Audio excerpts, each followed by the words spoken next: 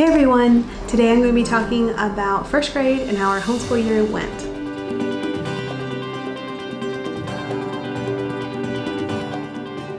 I'm excited to talk about homeschool year. I love talking about all things homeschool and curriculum and stuff like that. My son is in first grade, he's 7 years old, and it has been a joy teaching him. I think teaching kids to learn to read and teaching them in the younger grades is just so special and so fun. And now having two boys that are a little bit older and past that stage, I know how fast it goes by. And it's just like such huge milestones from not being able to read and then learning to read. And I know it's lots of little steps in the way, in the middle there, but it's a big journey and a significant process, and I'm so proud of him and the progress he has made. I want to start off by saying that, like, for Bible and stuff like that, my son would often sit in on the fifth graders, their Sunlight curriculum, which included Bible and read alouds and stuff like that, and he usually would sit in on that. He could comprehend it. He was really into some of the stories more than others. And then we also did like a hymn study from Rachel from 7 and All. We had it posted on our bulletin board over here, so he'd be part of that. And then Bible memory, he did not do the same one the twins did. He did the preschool one. I'll explain that in a minute here. But for language arts, we have used the Good and the Beautiful. I printed this myself and bound it with my Pro Click binder, which I really like. However, side note, if you live in Asia, the paper size might vary a little bit, and so I often have to cut off the header or the bottom just a little bit with a big paper cutters. So it can fit in my Pro Click binder because the paper size is just a little bit different. Anyway, so this was the first half of the book. This is the second half of the book, and I would take the cover off and put it on the first half, like while I was using it. And I printed and laminated the cover and then just used the back one that's laminated to help protect the book. And yeah, we finished this up and he did good with it. I would say he's about right on target, right where he should be. The test at the end, he has to be able to read it within 2 minutes, and it was a little tricky for him. By the way, we have a pet parrot in here, and he is flying around. If you see him, he was just here a minute ago on my shoulder, and so we'll see if he comes back or not. Okay, so along with the Good and the Beautiful, Language Arts Level 1 is these Reading Booster B cards, and they go through and work on different phonograms. It has like reading triangles, and it's broken up in different sections, and at the end of each section you have a review section with a maze, and there's sight word practice in here, and just a note on the sight words. For example, here's group 4, which we just did not that long ago, and I've heard some moms say that their children will memorize the words where they are on the page and don't really know them outside of being in this correct order here. And so one way that I have gone around that, and I did this also with my kindergartner, he is using the Good and Beautiful K. I will make little flashcards using index cards, and then I also have these from Christian Education, and these are sight word flashcards that goes with their reading program, but they overlap quite a bit. It doesn't have quite all of them, but it'll have like a picture and the word and a sentence on the back, and the word to would be in bold back here. And so those have worked really well for Creed. And so I keep the different groups in these little clips, and then we just pull them out and review them every so often to make sure that he's not forgetting them. And then along with this level of language arts comes the Reading Booster B books. And these are 20 little books in here, and they go along with exactly what they're learning in the course book, and the course book tells you when to read these. And I usually make him read it 2 different days before he can move on to the next one. We just finished book 20 here, and he really likes these. He's so proud of himself. He can walk around and say, look, I read this whole book. And it always says on the back what phonogram thing they're working on. And then we also have this, My Second Nature Reader from the Good and Beautiful. This has little stories that also correlate with the course book, and so it'll work on the same things that you're learning in the course book. My son likes the little books better. I don't know why. Him and my kindergartner in that level, they like the little books better. These here they don't like as good. However, they would do them. I assign them, and they'll read them. And then he also read a couple extra little books this year. This here is Dave and the Frog, and this is a level 1A. That was a cute little book. This here is a book that he picked out. He wanted to read. It's the Beginner's Bible, Timeless Children's Stories. It's a little advanced for him, so we just read it, and when he comes to a word he doesn't know, or a bigger word, I would just tell him, and then we move on. And it's been challenging for him, but I think that's why he likes it. He likes the challenge of reading something that's big and thick like this. We have not finished it yet, but that's okay. We can keep working on it. And then these are other readers that I have for him at his level. He has read some of these, but he has not read all of them yet, so we will just keep working on over the summer. I usually do some kind of like summer reading challenge with them. And this is Pete the Cat. Our boys are big fans of Pete the Cat here, and usually his stories stories kind of teach a moral of some kind, a lesson of some kind. And then some other books I have in here are like other leveled readers. These here are from The Good and the Beautiful. I had it with my older boys. This here is from The Good and the Beautiful, their old set. And so he can work through these. This is Luke and Lily of the Lighthouse, and these are both 1B. And this also comes with a little game for compound words. So next is continuing on with language arts kind of category. This is handwriting. We did level 1 from The Good and the Beautiful, and he just finished this up. So yep, I'd say Earthline was all right. A couple other things, language arts is Explode the Code level 2, and it's just phonogram work, black and white, working through the pages. This here is Scholastic Daily Word Ladders, and this here is where they give you a word, and then you have to, with hints and tips, you have to change one letter each rung as you go up to match the tip that's for that letter. We have not finished this one, so we'll probably keep working on that.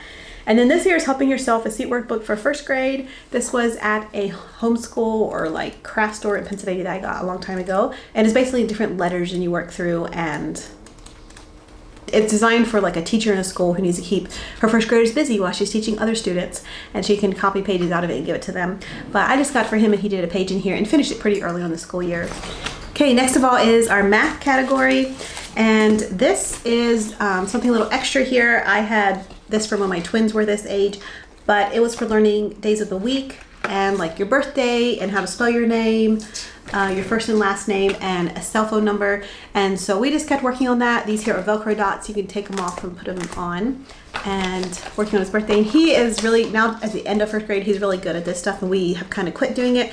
I just wanted to show you that we did work on those kinds of things. He doesn't quite have months of the year down yet, so that is something we are continuing to work on.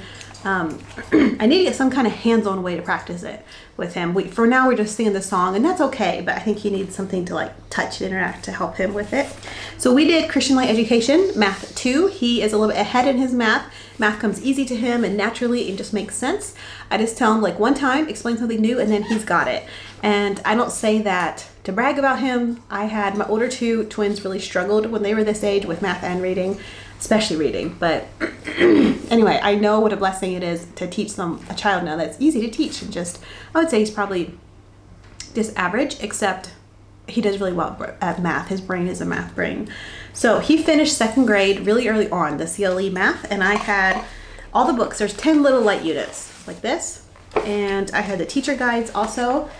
And we were able to skip some lessons because it was really easy for him, and we would, I'd look through it, pick the lessons I knew he needed to work on, things he had, we'd skip, and then I'd make him do the test for each light unit, and he would easily pass them. And so we got done with that, and I was trying to decide, by the way, the reason I picked Christian Light Education is because of it leading towards being so independent. And that's what I knew he was good at math, and so that's what I was wanting, is something that he could kind of do on his own, because I do have 4 children. I am homeschooling. Oh, I just wanted to show this. I had a little clock. This is from The Good and the Beautiful, but I did use it with him just for a hands-on way to work with clocks. So when we were done with that one, we went to Saxon 5-4, which would be like the 4th grade Saxon math, and we are about lesson 20 right now, and he's doing really good with it. He knows his multiplication facts, like, he has them memorized, but I wouldn't say he understands multiplication at a deeper level. And there's a few, like he has them 75% memorized. There's a few that he needs a little bit of work with yet.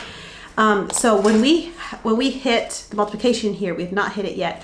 Depending how it goes, I may need to go back to a 3rd grade math level in something. I'm not sure yet if I want to do Saxon, or because of living overseas, I might pick something that has a PDF. So that would leave me with like The Good and the Beautiful, or Math with Confidence. 3rd grade, I don't know, or 4th grade, I'm not sure. We have to look into that and see. So yeah, so far he's doing fine with Saxon level 4, but once we hit the harder stuff, once we hit multiplication, we may have to end up hitting pause and going back to something else. I do have Multiplication Facts That Stick by Kate Snow, and so we could also just hit pause on this and just work on that for a bit. I don't know, we'll see. Okay, for history and science, him and my preschooler / kindergartner are doing Sunlight Core P, which is their preschool one, and it has a little bit of science mixed in there, but I added a little bit of science and history for him too, because that one there is so light. So for his history, we did Abeka, My American World Grade 1, and we just read through. It's just a skinny little book. We just read read through it and it was sweet and good. And we finished that history pretty early on the school year. And then for science, we did The Good and the Beautiful, Little Hearts and Hands. So last year we did like the Field and Flower one, and then this year we did the Wind and Wave one at the beginning of the school year. And I really like those. They're cute, they're sweet, they're fun, interactive. I think they've done really well. The Good and the Beautiful did a really good job with them. And then when we finished that one, then we moved on to this here. I picked this up at a secondhand store. It's Science Fusion and it's Harcourt, which I believe is like a public school science, so it's not Christian, but it neither is it like strongly pushing evolution. It's just kind of neutral. It's just kind of like science facts. And one thing I like about it is that it's bright and colorful, lots of colorful pictures, lots of interactions, but it is very surface level. It is a first grade level, but it is very surface. It doesn't go very deep at all. And we're almost done with it, and I think we'll just go ahead and finish it. It's just kind of introducing him to lots of different types of science, which I like. And then with the science from his sunlight, just again, which is very surface science. And then I have, for next year, I have for his second grade, Little Hearts and Hands. I think it's the dinosaur one or the stars one. I'm not sure. I have one of those up in my storage room. So we'll work on that one next year. And then I think I'm going to try Master Book Science for him. I just want something that's short and sweet since we're also doing sunlight. But I really do want something that has a Christian perspective. I just think that's really valuable. We also read Fiddler Crab. I think it went with the science pack, the insect one, the Arthropod Science Unit, the book pack when I got that. I think it went with that. And I wanted to mention that when I do science with my fifth graders, he often is in the room here with us listening. He's not doing any of the activities, and there might be a few things he doesn't understand, but he is absorbing quite a bit. I would say of all my boys, he's the most like an audible learner. He learns just by hearing stuff. Like I was saying with this math, I can just tell him one time and he's got it. And I think like our sunlight, he listens to a lot of the read alouds with my fifth graders, and their science, he listens a lot too. So he's picking up a lot even though he's not doing the activities. This book here, he really enjoyed. I read it specifically to him and he liked that. And then one last book I have is What Are Your First Grader Needs to Know? And this is an old version. They have newer ones that are updated in color, but these here are black and white. But I went through and just marked tabs, and throughout the school year, we are picking a tab and reading it. It covers topics like Egypt, like ancient history that he didn't get covered otherwise this year. And it has some little like short stories and fairy tales, Aesop fables, and little sayings like an apple a day keeps the doctor away, and just talking about it, explaining a little bit. And it has some science in here, but I don't do the science too much because it's pretty much covered in that other book. The two main things we liked are like the little sayings, going through and discussing them, the fables, and then also a little bit of the history, like learning about Egypt. That was kind of interesting. Okay, and then this is like his critical thinking, and these books we did on Friday. We kind of do fun school on Friday, skip some of our math and language arts, and do some other things on Fridays. So I'm just gonna go through these quick. This is by the Critical Thinking Co. Can You Find Me? And it is little like poems, and you have to figure out which one it is. It's pretty easy for him. This is Lollipop Magic, and again, it's critical thinking with instructions. This here, both of these are skill sharpeners, critical and creative, and this is critical thinking. If I had these left over from my twins. If I would pick one, I would just pick this one because it's in color, and I don't know, that just draws me in a lot more than the black and white version. This was given by someone, grandma or something, a boredom buster, and it has stickers, and it's just in his Friday stack. He just works through. It's pretty easy for him. And this is the Critical Thinking Co. again, this visual perceptual skill building, and it's for grades K till first grade. And this is pretty easy for him too. In the beginning here, you have to see the thing at the top and then find the one that matches. It's all black and white. And then back here, they have instructions for different things. And towards the end here, you have to look at this side for just a couple seconds and then turn the page and see which one it is. And I don't know. I just think it's good practice. We don't write in this, and so I used it with my twins. I'm using it with my first grader, and then I'll use it again with my little guy. This here is Sunlight P. I do this with my first grader and my 5-year-old. This is for ages 4 to 5, so it's a little young for him, but he can still get a lot out of it and understand a lot. And like I said, he listens to my 5th graders, their Sunlight a lot, so he's getting a lot of literature, and yeah, able to enjoy it. So a little bit the way Sunlight works is they have their schedule here. This one here is 4 days a week, so we don't do this on Fridays. And this here is, it tells you what to do each week. So example, this is week 8. This is the Bible, so you read from the Bible story book, and I'll show you these books. Your memory verse, and there's songs, and they have a character to go with it also. Usually it's connected with the memory verse. Like this week is patience. I wait with a happy heart. So you just work on explaining that to them, helping them understand it, and giving them ways to practice that throughout the week. And I really like that aspect. And then you have your read aloud section. So this example this week is the Lion Storyteller bedtime book, and they tell you exactly what to read, what pages. A Child's Book of Art, Eric Carle's Animals, Things People Do, and then you have your pre-reading and writing. So this is they have a letter a week they focus on. This week is letter H. So you read that, just that one page from Dr. Seuss. And then first 1,000 words, you would just do this on Wednesday, is At Home. And so home starts with H, that's why it's that. And it's the Look and Find book. My boys loved those. And then sound of the week is H. So they have a couple of sensory activity ideas here for you to do. My son knew his letter sounds already, so we didn't focus on this too much. There is also like a writing sheet for each week. You have your numbers and your letters. Okay, and then you go down here to science, and here we're reading from the Bearstein Bear, Big Book of Science, and then you have your additional subjects. Developing the early learner, first 1,000 words in Spanish, your art, and then anything additional you want to put. And usually they also have, like down here's music, and they'll have a song of the week, and then they tell you where you can find that on YouTube.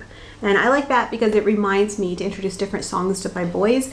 A lot of them they know already, but some of them they don't. Throughout the year, there also is a CD of American Tall Tales that you listen to, and just played off my phone, and we would listen to that at bedtime, and my boys really enjoyed that. And then they also had advanced cutting stuff. So here is like a circle for them to cut. So they didn't have the cutting strips every week, but some of the weeks they did.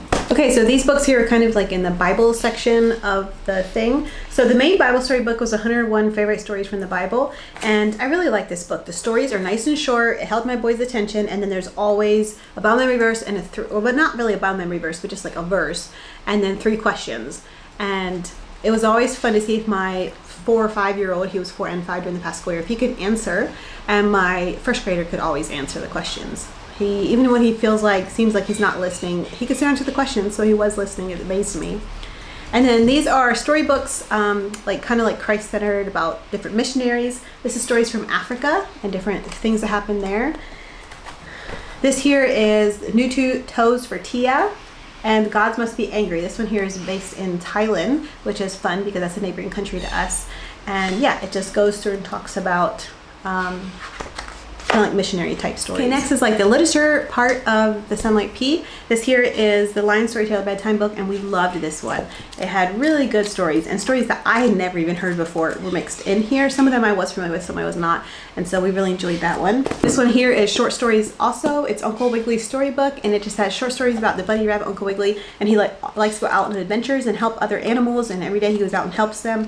And at the end of each story, the end of each chapter, it has like a little introduction in one paragraph about what's going to happen next, and then it always has a sentence in there about if such and such doesn't happen. It's like something really silly, like if pigs fly or something like that. If pigs don't fly, then he'll read it, but if they do, he won't. He'll tell the story. So anyway, that was always kind of a silly way. And we did our Sunlight P at bedtime because I just didn't have time during the day. And so this was always like we're cuddled in bed and reading it, and they're kind of sleepy, so they're sitting still. Usually, not always. My 5-year-old has a really hard time sitting still. He's listening, but he's just bouncing around the bed, moving around, going in circles. Anyway, so yeah, this was this book. I would say of these two, with short stories, we definitely enjoyed this one more. This one here, sometimes the stories were a little long and I'd get tired of reading, and everything was black and white. This one here is colorful and bright, and the stories didn't feel as long. They're more variety maybe. This was our first chapter book, read aloud for this age. Millie, Molly, Mandy. My 5-year-old really liked this book. The first grader did too. It's just this little girl, and each chapter is kind of a different story and all the adventures she gets into, and it's really cute and sweet. And there's a map in the front here to show you her little like town. She goes around her little town and is friends with everybody in there. This here is the Children's Book of Virtues. This teaches like good morals, good character quality. It's not Christian. I liked it. I like to pair stories that teach like Christian, like good morals, good character qualities with a Bible verse. This here doesn't. But being as they had the Bible story, then we could like combine them and talk about it that way. And they were teaching character mixed with a Bible verse in the Sunlight Instructor's Guide, and so this would play into that. I liked it. It had some stories in there that we weren't familiar with. This here is Stories from Around the World, and this one here is, I would say, medium. Some of the stories in here were like different cultures, talking about like different gods and stuff like that, which is a good way to introduce to my boys to them. This here is not from a Christian perspective, so then I would just talk about like what they believe and what we believe, and yeah, use it as a conversation starter. Okay, next is kind of some of the letters, stuff that went with the letter of the week they were learning. This here's Dr. Seuss ABC book, and so like for example, when you're learning letter H, you only read the page about H. you don't read the rest. But my first grader, he enjoyed reading this book. He would read the whole book just for fun because it rhymes and it's silly and it's fun to say and it's fun to read. The Year at Maple Hill Farm. This here is about different months of the year. So in the Sunlight we did last year with my two younger boys, it had the first book in this series and this is the second one. And it's just this farm on Maple Hill, and then all these animals, and they know their characters and personalities of the animals. They go through and talk about them, and it's a really sweet book. I really like this series. I think it's really sweet and cute. Obviously it's a thin little picture book, so it doesn't take long to read, and yeah, talks about months of the year and times of the year and stuff like that. It's a good introduction. Next is Eric Carlisle, Animals, and again this had to do with the letter of the week. So you would just read one page in here that had to do with the animal that started with that letter. This here is the first 1,000 words in English and in Spanish.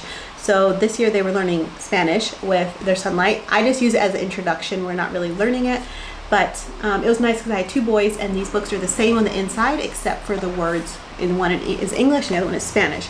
They loved these here. They were so excited every night when it was on the schedule to do this. And so they would find the things and look for them as I would read the stories out of the other books and listen to me.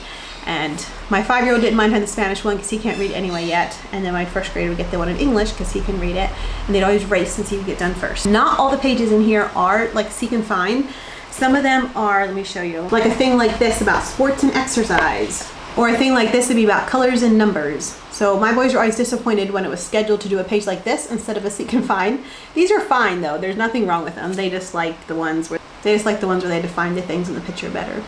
Okay, these next two books are kind of like social awareness books. This one here is People. And so it just goes through and talks about all different kinds of people. What makes people laugh, what makes them sad, different things people do. Yeah, so the pictures are really interesting to look at because there's so much detail in the picture. And then this here is Things People Do. It's the Usborne book. So it basically goes through and talks about kind of like different jobs you could have.